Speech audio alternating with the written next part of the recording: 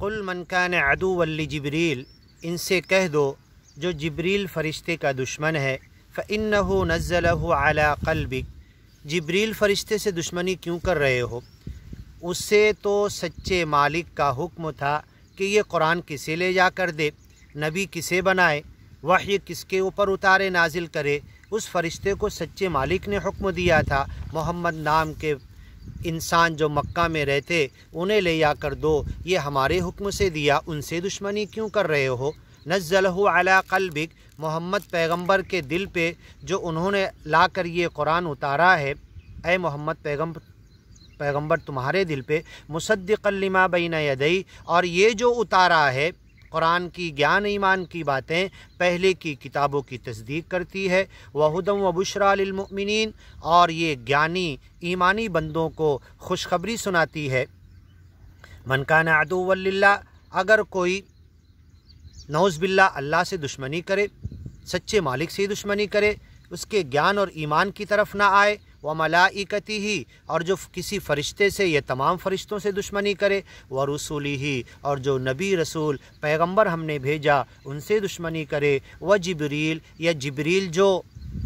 دھرم کی آسمانی کتابیں نبی رسول پیغمبر پر لا کر دیتے ان سے دشمنی کرے کہ انہوں نے انہیں کیوں دیا، اسے کیوں نہیں دیا،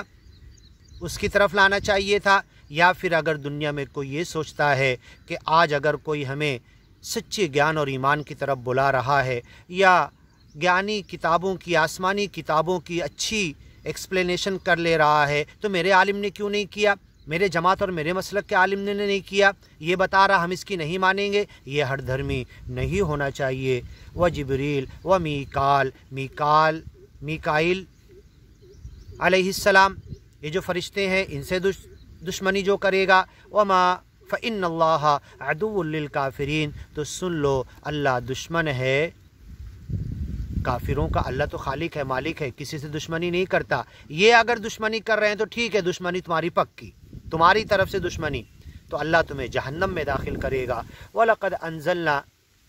جبکہ مالک سچا اللہ ہر ایک سے پریم کرتا ہے، اگیانی سے بھی پریم کرتا ہے، اور انتظار میں بیٹھا ہوتا ہے کب یہ توبہ کرے گا، کب مینو بخش لو کہے گا، کب گیان اور ایمان کی طرف آئے گا۔ ایک بندہ صحرا کے اندر، گرم ریت کے اندر، کھجور کا جھاڑ چھوٹا سا سایہ ہوتا ہے، اس کے نیچے بیٹھے،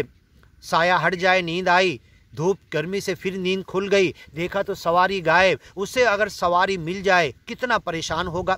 سواری واپس مل جائے تو کتنا خوش ہوگا۔ اگر تو یہ حدیث میں صحیح واقعہ آیا ہے، اس نے کہہ دیا اے مالک میں تیرا مالک ہوں، تو میرا بندہ ہے، تو اللہ اس کی شدت فرح کی وجہ سے، اس کی خوشی کی وجہ سے اس پر ہنس دیتا ہے، اور سچا مالک جس پر ہنس دیتا ہے اس کی جنت پکی۔ اتنا خوش ہو کر یہ غلط جملہ اس نے کہا کہ میں تیرا مالک ہوں، تو میرا بندہ ہے، یہ صحیح حدیث ہے۔ جب کبھی اور موقع آئے گا تو پوری حدیث ڈیٹیل سے ہم بتائیں گے۔ تو بندے کی توبہ کے لیے مالک تو انتظار میں بیٹھا ہے،